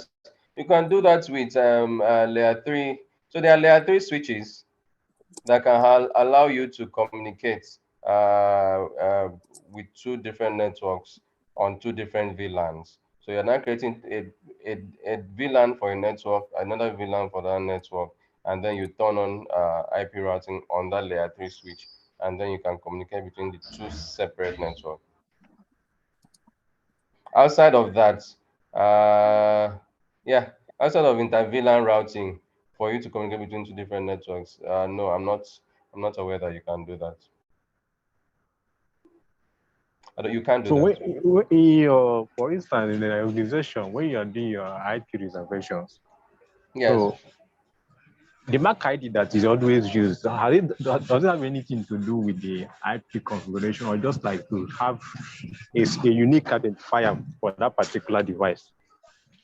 Okay, so yeah, so like I said, the MAC address is burnt into the device, and the MAC address is not something you configure. So it comes with, so if you have a Hewlett-Packard system or a printer that is something, it comes from the vendor, because the way MAC address is you have vendor assigned and unique organization identified. So there's a portion of the MAC address that tells you that the vendor is HP, the vendor is maybe Palo Alto and all that. So it's burnt in on the physical address. It's not something you can configure in a way. There are advanced ways that things are done, which are manipulated, but let's just keep it at that. So what the MAC address helps to do is, like I said, for you to move that data to that server, you need to know the MAC address. So your network only learns the MAC address. And how it learns is by using protocols such as address resolution protocol to learn, okay, you know what, I'm a switch. This server is connected to my switch on port 4. So that means I'm going to go to my MAC address table and right there, port 4, MAC address is so. So that means whenever I receive a frame, the way I received that frame was through routing, except the person that was communicating with that server is on the same network as that server. That means I just received it from one of my ports and I then switched it. That's what it's called switching. So I received it from one port, I looked at it, they were on the same IP address. I looked at the MAC address and I looked at my MAC address tab and said, okay, you know what, you want to go to this MAC address, go out through port 7 where the server is connected. But if you have another person on a different network entirely from where that server is, let's say that the server is in production network and you have a developer on a developer network, you won't be able to reach that server if there's no form of routing between those two. Now, I'm not even gone to permissions yet. Permissions is another layer on top of routing where you enable routing, but you want to take permissions away from specific people, even in that developer's network. So yes, you need a router to connect those two devices together. Now, there are software routers these days, so you don't really need a physical box that is routing. As long as that thing has some form of routing OS on it that can actually, because what you're doing in routing is you're doing encapsulation and decapsulation, and only a router will understand how to do that, to take the IP address and then to encapsulate it on the MAC address and send it out and do all those things. So yes, you do need a router. But in the case of VLANs, you can use a layer 3 switch. A layer 3 switch has routing capabilities. So that's what I'm saying. You shall need something that has routing capabilities to be able to achieve that. All right. Thank you so much. Yeah, Okay. Chukwemeka. Hello, I heard what you said. Thank you so much. Oh, okay. All right, thanks. Does anybody else have any question whatsoever? Okay. All right. So thank you so much, AC. I think you've been able to do justice to networking. And networking is so wide that it takes months to practice, right? But the mindset you should have as a DevOps practitioner is the formal concepts, behind how to connect your devices following best practices. AC talked about subnetting, when to use the different classes of IP addresses, just the right mindset behind networking itself. So we will have our next class, though I've not told AC, but I know that AC will be available. We'll have our next class on either Wednesday or Thursday nights, starting from maybe 9 or 10. I will just have to confirm that with AC just to confirm his availability so that we can just use 1 hour, to finish up. Because again, we've not even entered networking, using containers, because Dockers as well, you also need to understand networking, within the different containerization technologies that we have. Talk about Kubernetes, Docker, and all of that. So that's where networking, come into play, with containers itself. So just like I've said, networking is a whole lot, and we cannot finish everything in just one class. And that is why we're just giving you the basics of what you need to know, so that once you start hearing things around, broadcasts, domain, multicast, anycast, at least you can have like an understanding that, oh, okay, I know what this is, right? Now, again, so many people have been doing networking the wrong way.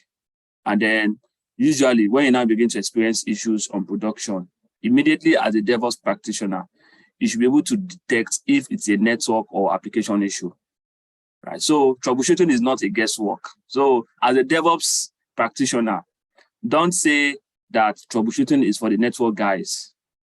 DevOps is all encompassing. So when it comes to troubleshooting, you shouldn't use it as a guesswork to say that is the application that is having issue, or is the application that is slow, or the network is slow. You should be able to know where the issue is coming from.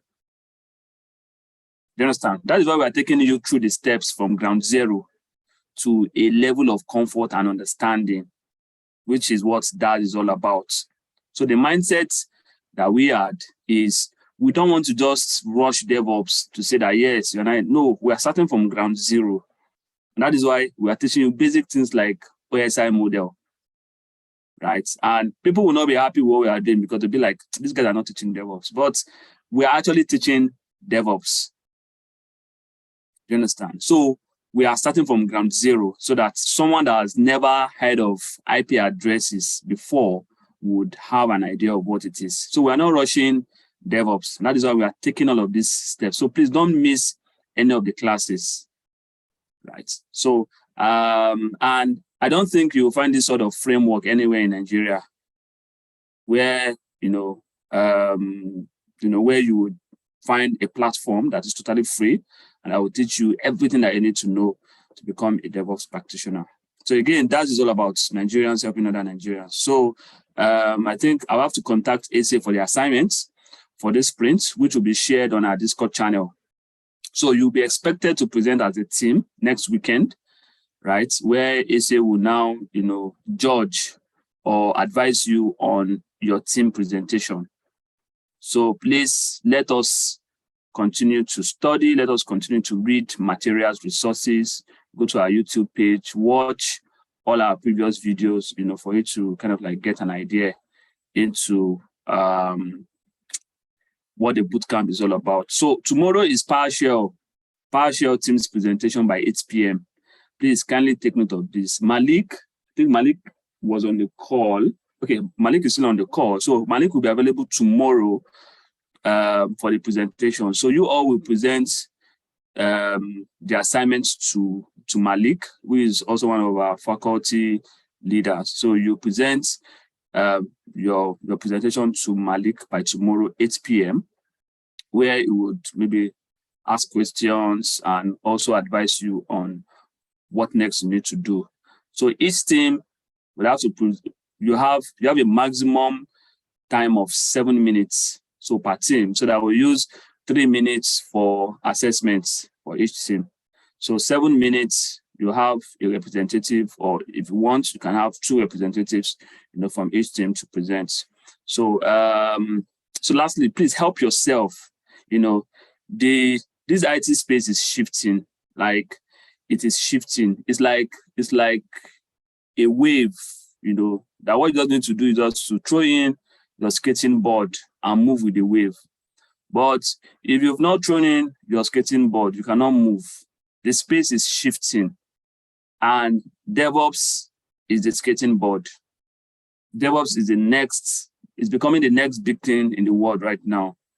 I know what I'm saying. It's becoming the next big thing in the world right now. So please empower yourself with the DevOps knowledge.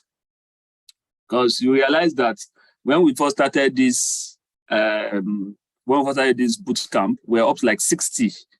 It reduced to 40, 30. Now we're like 22. So it will keep reducing. At the end of the day, I won't be surprised that it's just 5 people that we end. Like, we are fulfilled with those 5 people. So DevOps is not for everybody. Most people are like, okay, free. Oh, yeah, let me register. And then they got in and they are seeing the intensity and they're pulling out. So it's not for everybody. So please let us pull through to the end. At the end of November, I want to see everybody, on the mountain, where we will now be happy that, yes, at the end of the day, we're able to get to the mountaintop. I want to be able to see everybody. I want to see Adiola. I want to see Tayo. I want to see Akinwale. I want to see Chukwuemeka, Daniel, David, everybody, Ifeanyi, Jude, Kenechukwu, Lehman, everybody. So please seek for knowledge. If you have any confusion, that is why we are on the DAS platform. It's just a handful of people, that usually used to reach out to me to just ask questions. That is why we are there. At the end of this platform, I may not have that opportunity, and the co-founders and the faculty leaders may not have the opportunity to kind of like give you, the requirements, the presence that you require. So please take this thing very seriously. We cannot teach you everything. That was why AC was even rushing. You can't finish everything, but whatever we have been able to give to you, please build on it and be a better person. Lastly, DAS is free, right? This platform is free, and anybody approaching you for anything, maybe they should pay or anything, please kindly disregard such information. But by adventure, you got a multinational job, and you got an international job, or maybe you got a nice, role somewhere that you're earning in dollars, and you wish to, support a platform, because very soon we're looking at maybe by December where we'll have like our first physical meeting. Of course, we're going to, rent hall, definitely would need sponsors, to be able to come and sponsor the first physical meetup. Per adventure you want to support, you can just send an email to hello@daas.ng. Per adventure, if you want to maybe like send in something or support, so to say. So please, it is free. Someone is asking where will be the location. Of course, it's going to be in Lagos, because Lagos is central. So we're looking at somewhere on the island, right? But we'll still communicate that to you as time goes on. All right. Thank you so much, everybody. Thank you so much, Ese. So we'll communicate the timing for the second networking class to you, and it's going to be strictly for those 1 hour, will not exceed 1 hour. So Ese, so I know it's usually very interesting when you're taking your networking class. So please, it's just for 1 hour so that we want to see you in action, you know, the hands-on and all. All right, so thank you so much, everybody. So we'll meet again tomorrow, 8 p.m. for the team presentation. All right, thank you. Bye. All right, thank you guys. Thanks for joining my session. See you guys later.